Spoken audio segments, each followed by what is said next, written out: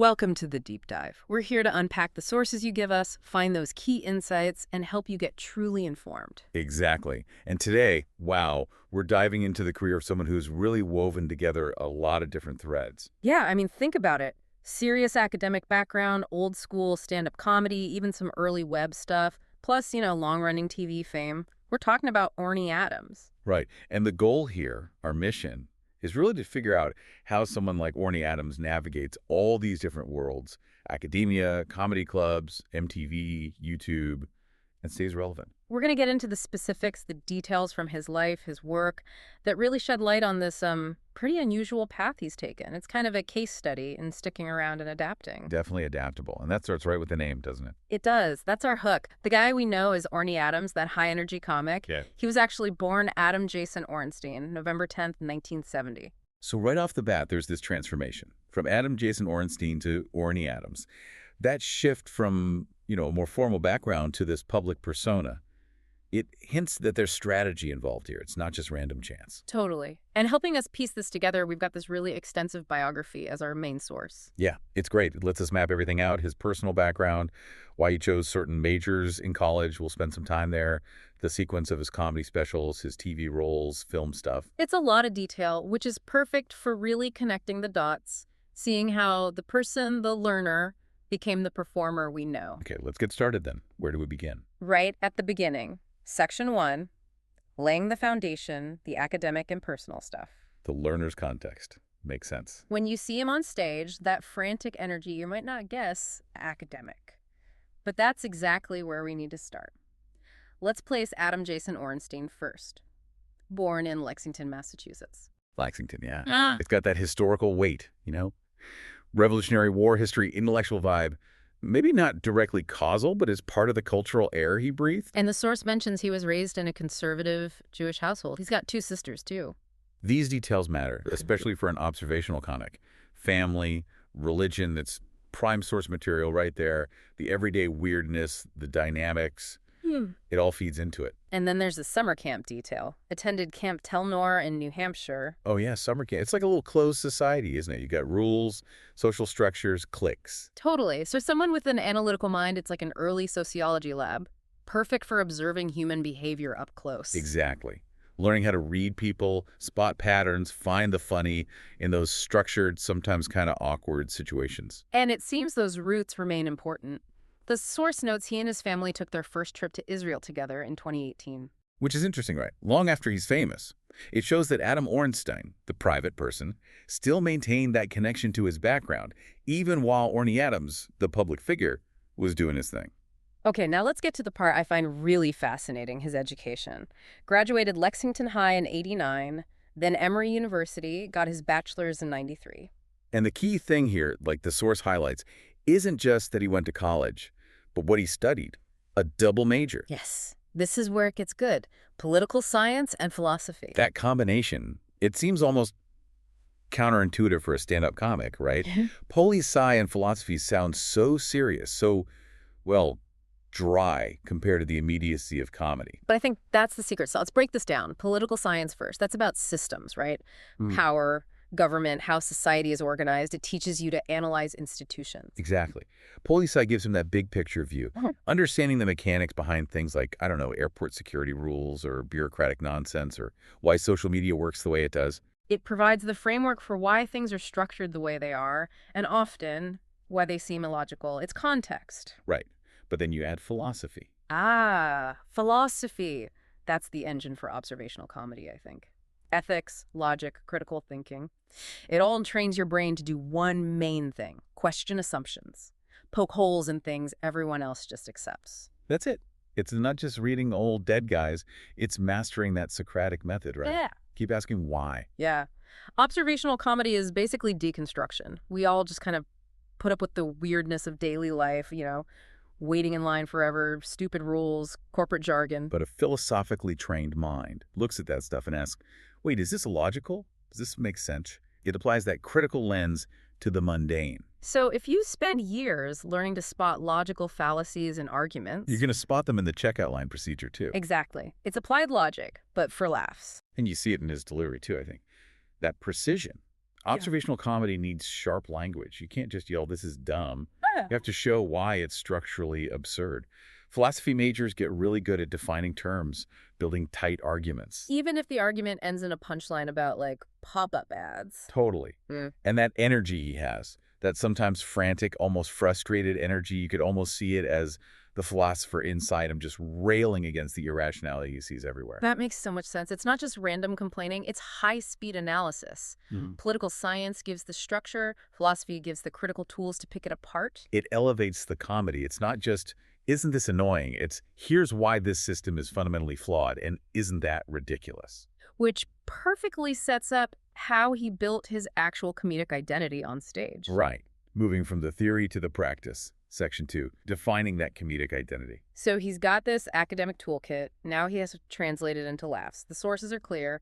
His main thing is specialized observational comedy. And he got validation early on through TV, which was absolutely crucial back then, before YouTube really took off for comics. Talk shows were the gatekeepers. We see him on Letterman pretty early in 2000, then Carson Daly in 2003. Letterman, yeah.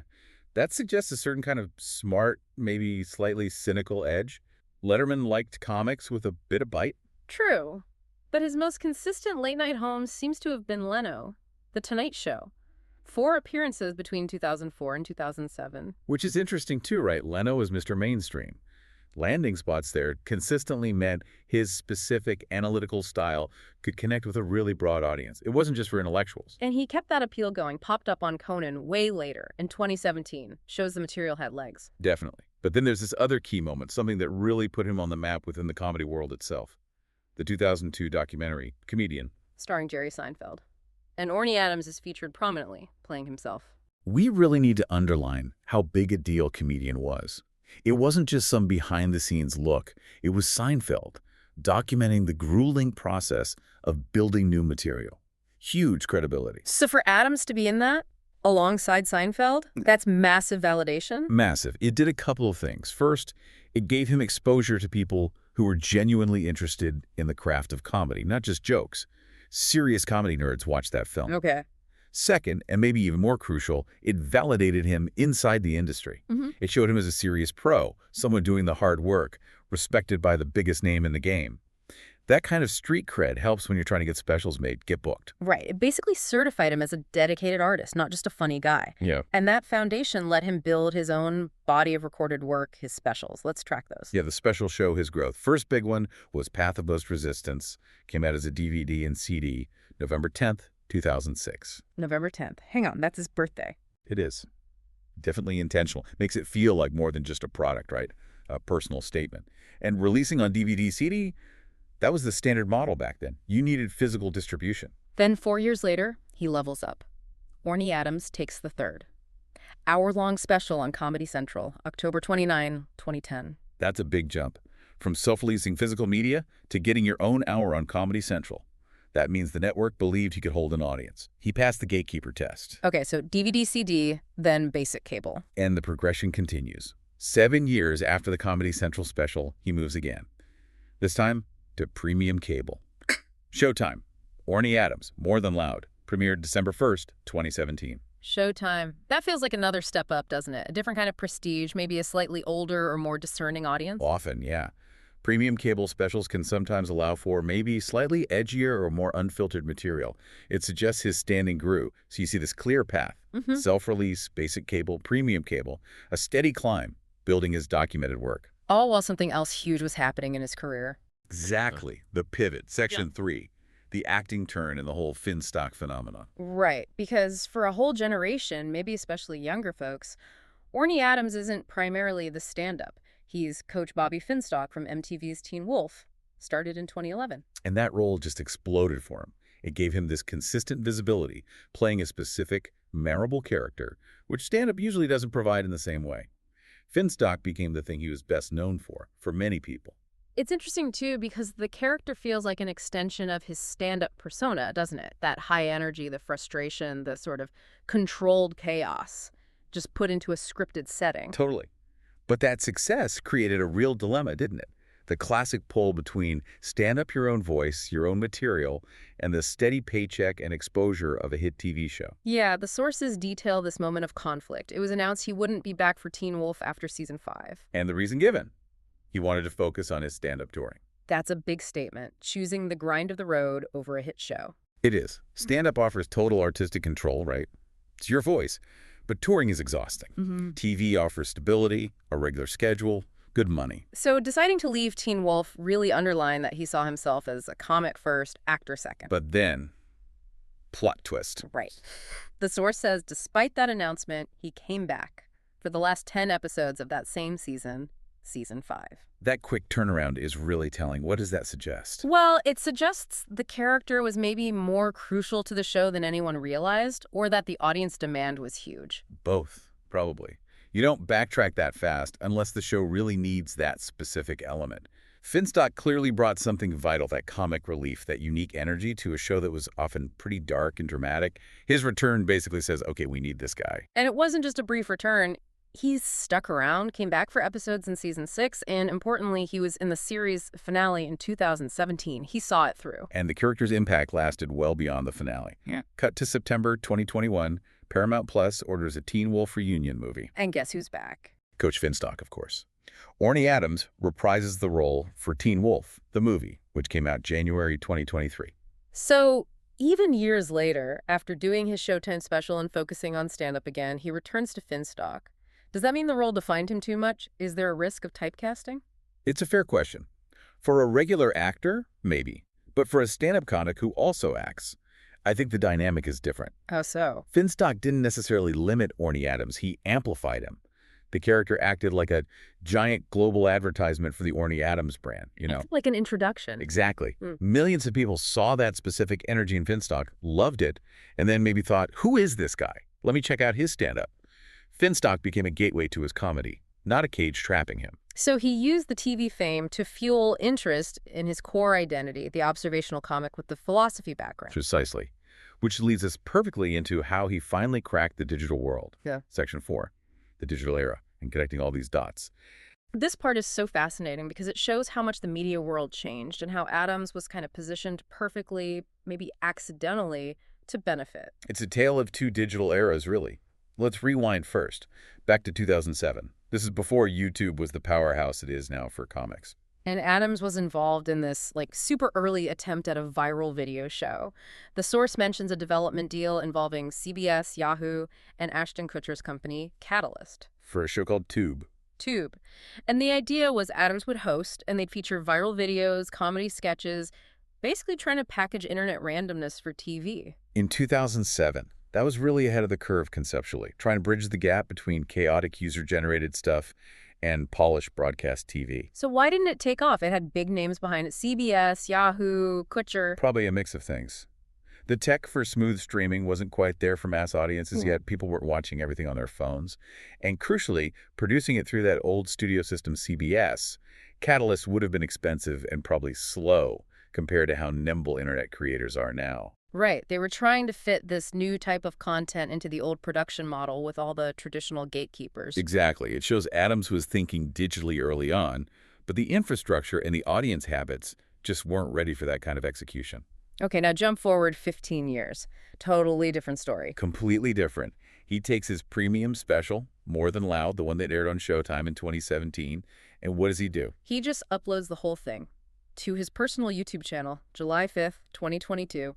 For free. The shift is incredible, right? Right. In 2007, he needed 3 corporate giants to even try something digital. In 2022, he just needed an internet connection. And the result? Massive.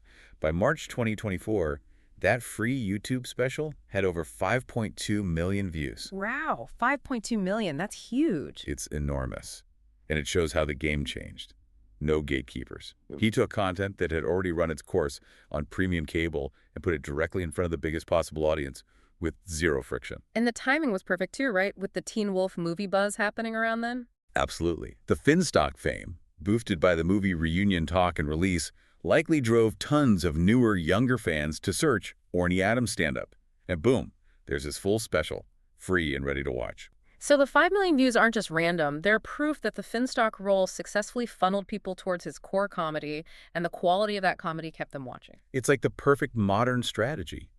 Build your cred and quality through traditional routes, specials, talk shows, get massive visibility from an acting gig, then leverage that visibility by putting your best stuff directly online for everyone. And it reinforces that, despite the Finstock fame, his core identity remained the stand-up. The sources mention this too, looking at his other credits. Yeah, besides Teen Wolf, when he shows up in things, he's almost always playing. Himself, Yeah. right, like a cameo in Funny People in 2009. And all those comedy festival shows and panel shows, Comics Unleashed, Just for Laughs, Halifax Comedy Festival, Tough Crowd, Roll, himself. It confirms that the stand-up persona, that analytical, philosophical, high-energy guy on stage, is the central pillar of his whole career. Finstock was the big amplifier, the exception that proved the rule, maybe, but it always comes back to that foundation. The foundation built way back with those poli-sci and philosophy degrees. The guy ranting about illogical things is the core product. Exactly. What a journey. Okay, let's try and wrap this up. Let's do it. So, to recap this deep dive, we traced Adam Jason Orenstein from his academic start, that double major in poli-sci and philosophy at Emory, into the comedy world. He built credibility methodically. Late Night Spots, the comedian documentary. Then boom, massive recognition as Coach Finstock on Teen Wolf, a role so popular it came back for a movie years later. And all through that, he kept the stand-up career going, building his specials, culminating in that huge viral success on YouTube when he released More Than Loud for free.